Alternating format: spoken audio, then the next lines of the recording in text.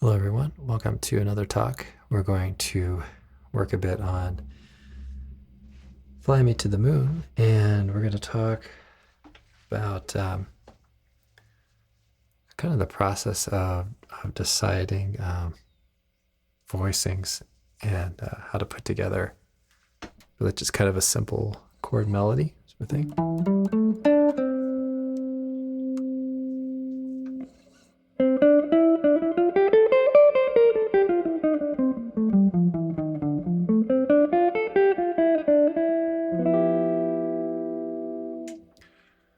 All right, so I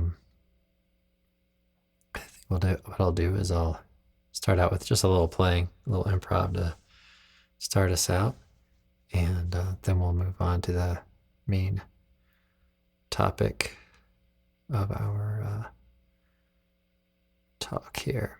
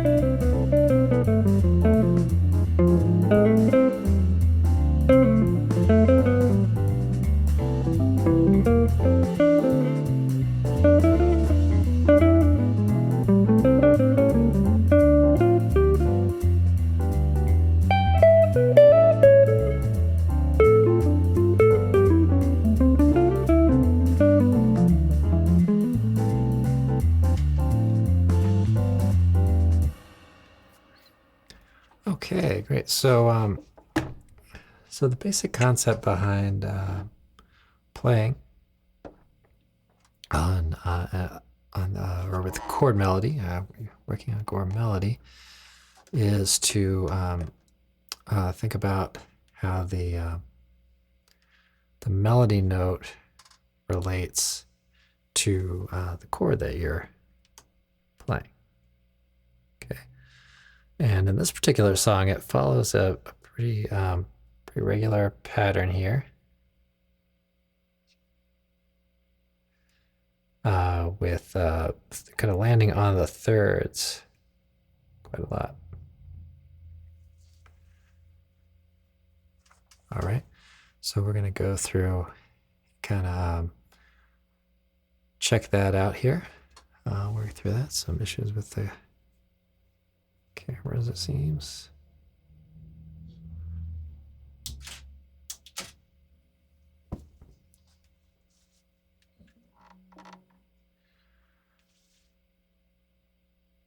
All right, so let's go through and work on some of these concepts here of playing some of these tones. And bring up the lead sheet here as we as we go.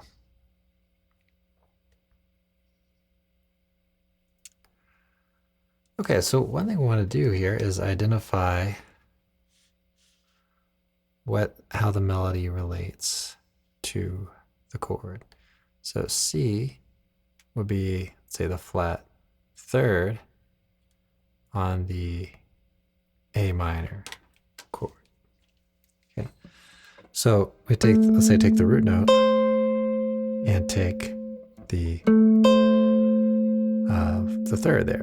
Okay, the next note is a non-chord tone. Okay, so we get a 9. So we could play a whole host of different voicings. We could play something a little more like this. Like this. Basically a C major 7 version. Okay, and then we get to the root note. Okay, and then the 11. Or the 7, rather. The flat 7. Okay, and then we end up falling onto the third of the next chord. Okay, so that's the flat third of the D minor.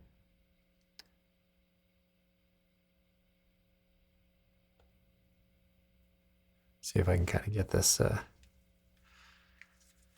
working right here. Okay, there we go. Okay, so we have the flat third of the D minor. Okay, and so you can kind of go through this, and the first thing is to maybe recognize what's a chord tone, what's a non-chord tone. Okay, so we're ending here on the flat 7 of this chord, and we end on the third of the G7.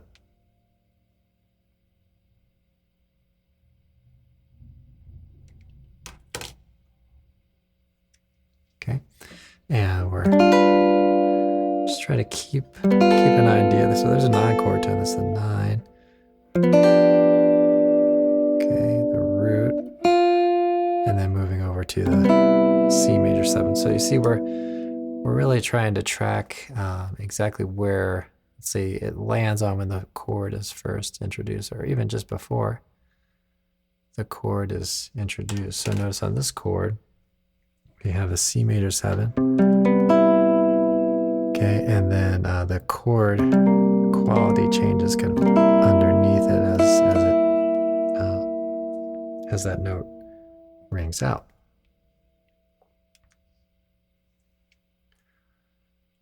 Okay, and then moving down here, we have the major third of the F major 7. So let's bring it down here.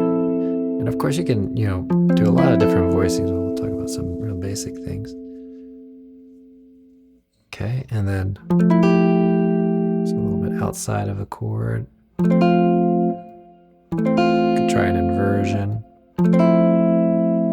Okay, and be able to kind of harmonize every note.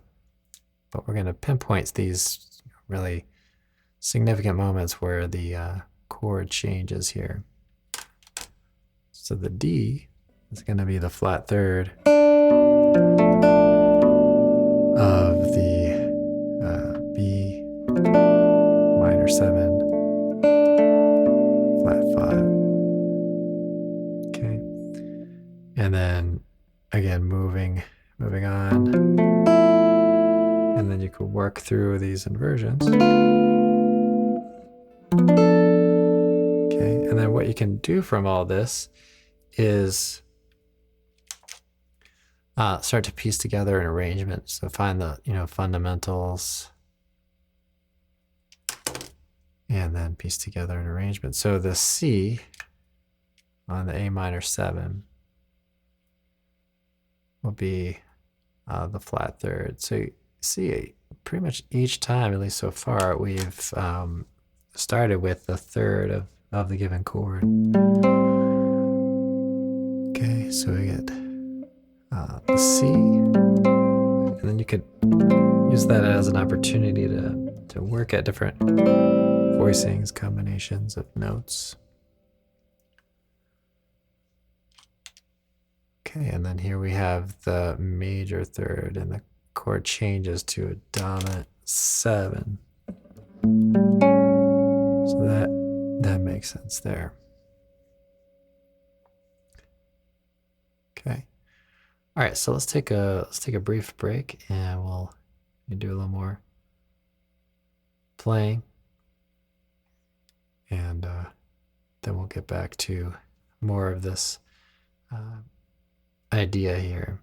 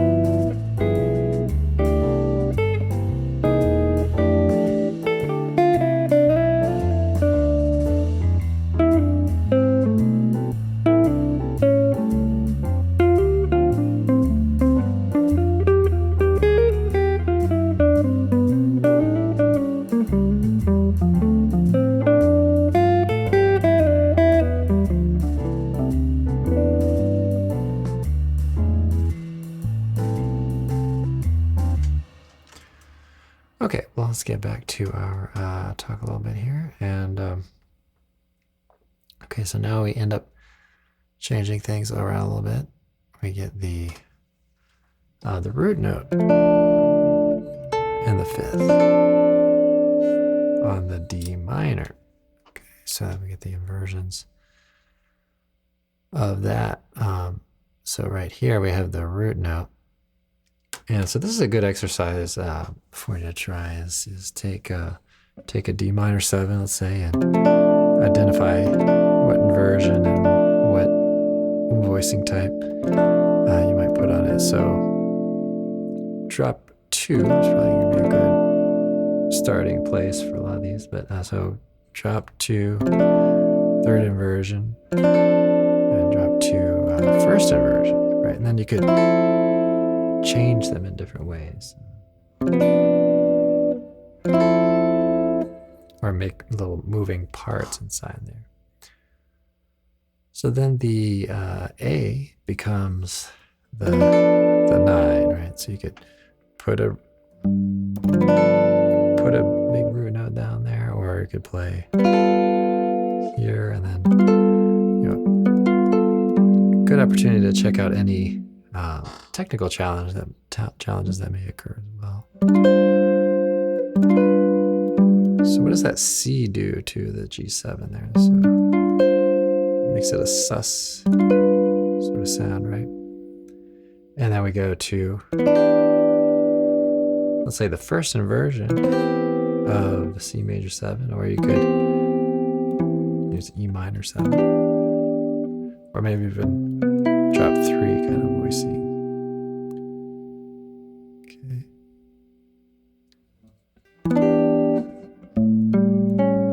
Okay, the D minor. So we have the flat 7 and the flat 3. So then we're getting back into the 7s and 3s there. It's interesting. Right, so same chord as before, but each note is a little lower. So we've got the flat 7 there. Okay, F, which is the 3rd, becomes the flat 7 of the G. Right, so then you could say, well, I'll do some arranging type things on that. Maybe to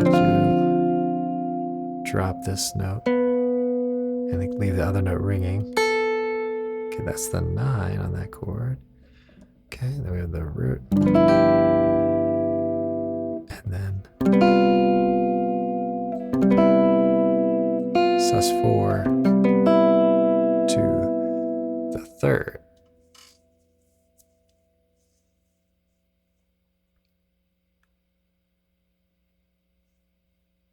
Okay.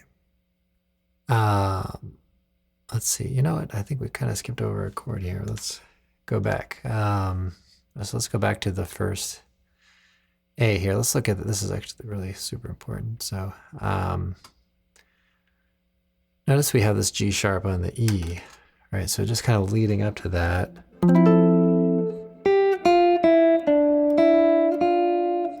And then we have this G sharp.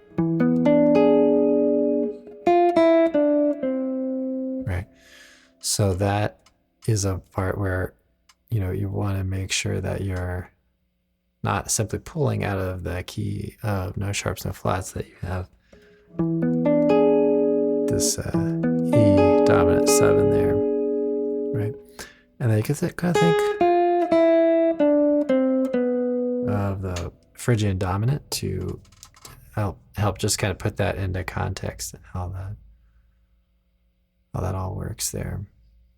So the second half of the tune is really very similar to the first, but we'll get to it. We'll come back to it. Let's do a little bit of. First, I think I need to turn my monitor up here a little bit. Okay,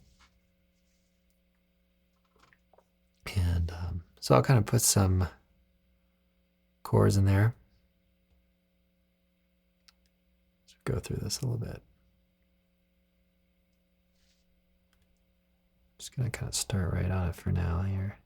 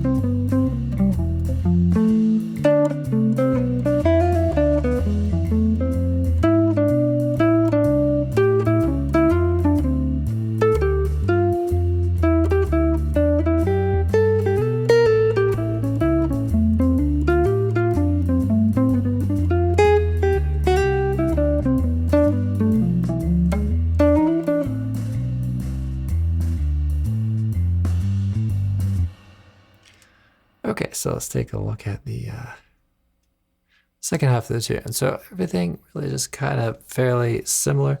You might find different spots to harmonize. I'm kind of purposely not trying to play the melody here.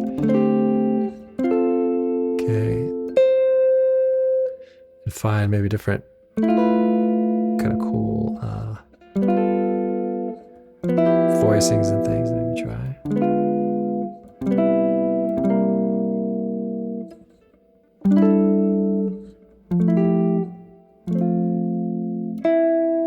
On that E7 there. So we want.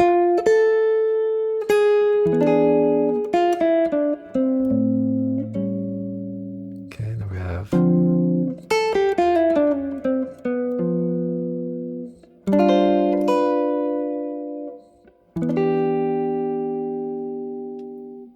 Okay, then we get to that this part where it's a little bit different. Yeah, I think even on the very end it might go up to.